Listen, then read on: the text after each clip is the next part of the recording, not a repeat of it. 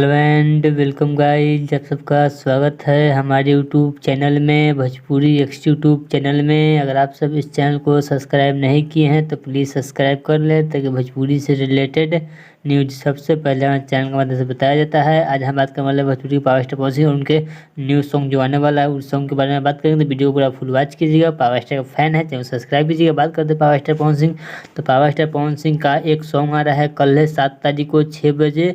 ये सॉन्ग का नाम होने वाला है लागे नहीं मनवा। इस सॉन्ग को रिलीज किया जाएगा यस फिल्म्स के यूट्यूब चैनल पर सुबह 7 तारीख को 6 बजे।